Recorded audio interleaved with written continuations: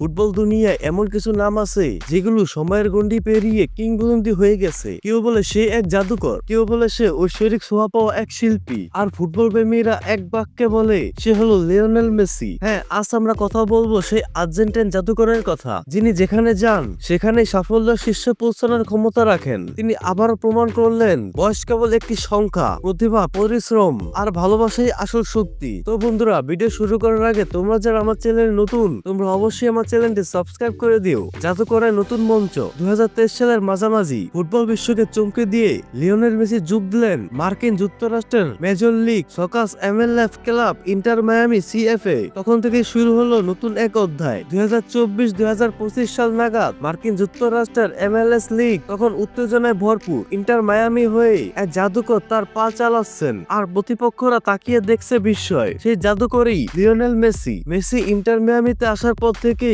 খেলাটির চেহারা সম্পূর্ণ পাল্টে গেছে। তিনি শুধু গোল করাই নয়, প্রতিটি খেলোয়াড়কে অনুপ্রাণিত করে দলকে শিরোপা দৌড়ে এনেছেন। তার অবিশ্বাস্য ড্রিবলিং, নিখুঁত পাস এবং গোলের সামনে অপ্রতিরোধ্য দক্ষতা প্রমাণ করে বয়স বাড়লেও তার ফুটবল প্রতিভা আরো ধারালো হয়েছে। পুরস্কার ও প্রভাব, MLS এ ইতিহাস।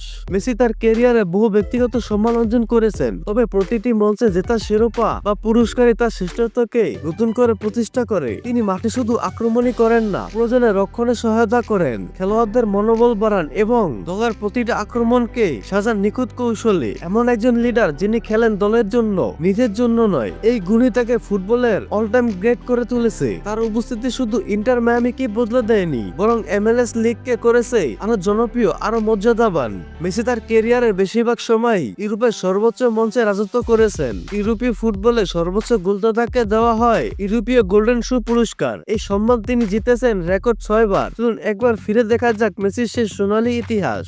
2009-2010 34 গোল, প্রথম গোল্ডেন শু জয়। 2011-2012 50 গোল, এক মৌসুমে সর্বোচ্চ গোলের রেকর্ড। 2012-2013 46 গোল, টানা দ্বিতীয় গোল্ডেন শু। 2016-2017 37 গোল, ইউরোপে গোলের মেশিনের প্রত্যাবর্তন। 2017-2018 34 গোল, টানা দ্বিতীয় জয়। 2018-2019 36 গোল, রেকর্ড ষষ্ঠ গোল্ডেন শু জয়। এই 6টি গোল্ডেন শু রেকর্ড, 8টি ব্যালন-ডি-অর এবং অসংখ্য ক্লাব আন্তর্জাতিক শিরোপার মালিক তিনি। পরিসংখ্যান প্রমাণ করে তিনি এমন একজন ফুটবলার যিনি ব্যক্তিগত শ্রেষ্ঠত্ব এবং দলগত সাফল্য দুটোরই প্রতীক। মেসির প্রভাব মাঠের ভিতরে ও বাইরে। মেসির খেলা তরুণ খেলোয়াড়দের কাছে অনুপ্রেরণা, কিভাবে নিঃস্বার্থভাবে খেলতে হয়, কিভাবে দলের জন্য নিজের সবটুকু উজাড় করে দিতে হয়। তার মাঠে উপস্থিতি যেন এক নিঃশব্দ জাদু। কঠিনতম মুহূর্তেও তিনি শান্ত থাকেন, আর মুহূর্তে ম্যাচের গতিপথ পাল্টে দেন। তিনি দেখিয়েছেন বয়স বাড়লেও তা জাদু ফুরায় নেই, বরং সময়ের সঙ্গে সঙ্গে তিনি আরো পরিপক্ক ও কৌশলী হয়েছেন। ফুটবলের বিশ্ব মঞ্চ থেকে শুরু করে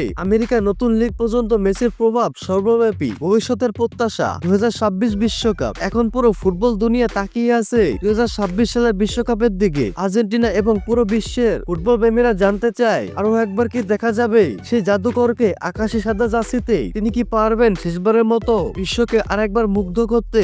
যাই হোক না কেন, একটাই কথা নিশ্চিত, লিওনেল মেসি এমন এক নাম যাকে সময় থামাতে পারবে না। তার নাম চিরকাল লেখা থাকবে ফুটবলের সোনালী পাতায়। একজন শিল্পী, একজন নেতা, একজন সত্যিকারের ফুটবল জাদুকর হিসাবে মেসি দেখিয়ে দিয়েছেন প্রতিভা জন্ম দেয় কিংবদন্তিকে, কিন্তু ভালোবাসার, নিষ্ঠা আর দলের প্রতি দায়বদ্ধতা তৈরি করে ইতিহাস। তুমি যদি মেসির মতো অনুপ্রেরণা পাও, তাহলে এই ভিডিওটি শেয়ার করো, আর এমন আরো ফুটবল কিংবদন্তিদের গল্প জানতে আমার চ্যানেল থেকে ঘুরে আসতে পারো। কমেন্টে লিখে জানাও তোমার চোখে মেসির কোন মুহূর্তটি সেরা। তো নতুন ভিডিওর জন্য অপেক্ষা করো। ততক্ষণ পর্যন্ত ভালো থাকো, সুস্থ থাকো। আল্লাহ হাফেজ।